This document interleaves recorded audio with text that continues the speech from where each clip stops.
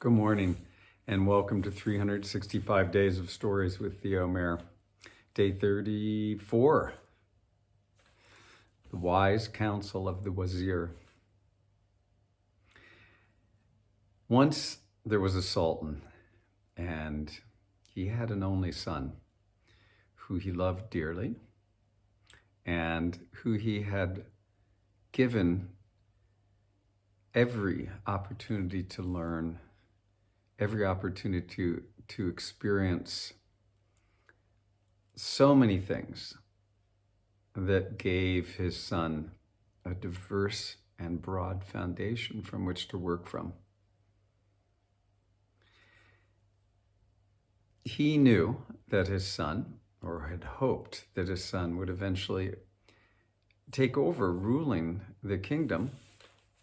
And so he'd done everything that he could to put him in a place to be a good ruler, to care for the people in the kingdom, and to make sure that their needs were met, that they were following along on a path that would bring happiness, not only to themselves, but to others as well. That they would take care of the land that they lived on, beautify it, nurture it. And to be a good ruler, you really had to lead the people into these, type of activities, in part through your own good example. This is a wise sultan.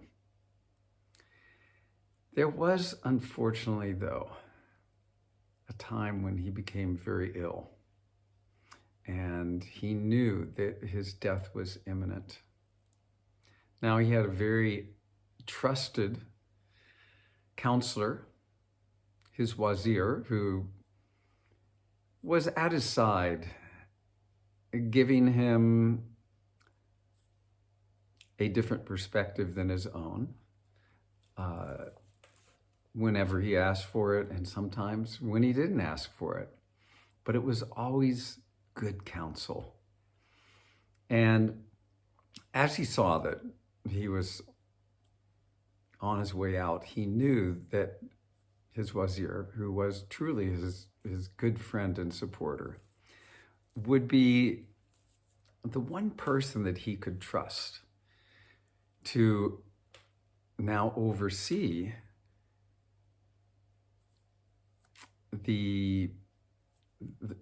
his son's life really unfolding, and to be there to help guide him and counsel him. So he asked the Wazir to please look after his son. But then he said, but one thing I want you to make sure of is that when he is ready to marry, that you make certain that the woman that he is marrying is a suitable match. I know you can do that, because there's been nothing that's been more important in my life and in my success than my beautiful wife. Her love and support and her partnership have been everything to me. And if it was not for her, I would not have been able to do the things that I have done with such a full heart and such a feeling of fulfillment. So please, this is the one thing I ask, because I know of all things, it is perhaps the most important. So the Wazir agreed, of course, and agreed that, he agreed because he was committed to do that. He didn't agree just to agree. He was like, no, in his heart, he was committed to making sure the Sultan's son would find a suitable match. Well, within some days, the Sultan died. And of course, there was great sadness and mourning in the entire kingdom, because he was a good man and a good ruler, and really cared for his people, as a ruler should, perhaps unlike what we live with today. a ruler that served the people, did not expect the people to serve him. Well, his son was a strong and intelligent, resourceful, creative young man. And he grew into those years where he began to think that having a wife would be something nice. He began to feel those loving, amorous feelings in his heart for companionship with a woman. And he very soon met a woman that he liked very much and began to court her and spend time with her, and soon asked her if he could marry her. What young woman would not want to marry the new sultan? I didn't tell you, but he was emplaced as the new sultan. And of course, the Wazir was there to help him along to take on the responsibilities that that position entailed. Well, the wedding date was set and great celebrations were held leading up to that day. And the Wazir came to the Sultan and said to him, there is one special task that you must achieve before you can marry this beautiful woman. And that is that there is a rock in front of her door. And she was staying the night before the wedding in the palace. And so the Wazir said, there's a rock in front of her door. And in order for you to marry her, you need to be able to move that rock out of the way so that she can get out. If she cannot get out, the wedding is off. Well, as soon as the Sultan heard this, he went immediately to her door. It was after dinner at this point. And oh my gosh, it was a big rock. And it was not smooth that it would easily slide across the stone floor. It was kind of rough. So there was no sliding it. You couldn't have like oiled the floor and gotten it to slide out of the way. No. It was really heavy and solid and rough. But he put all of his might into it. Now, where the rock had been placed, you couldn't even open the door. He began to push, and he tried to get his body in between, the door and the rock. And one of the conditions was that he could not use any tool to move the rock. So he couldn't get a pry bar and lift it out of the way. And no, he had to use his own body. And there were men that were positioned on either side of the door and either side of the rock to make sure that those conditions were met. So here he is, like putting all of his strength in trying to move this rock. Inside, his bride-to-be, what are you doing out there?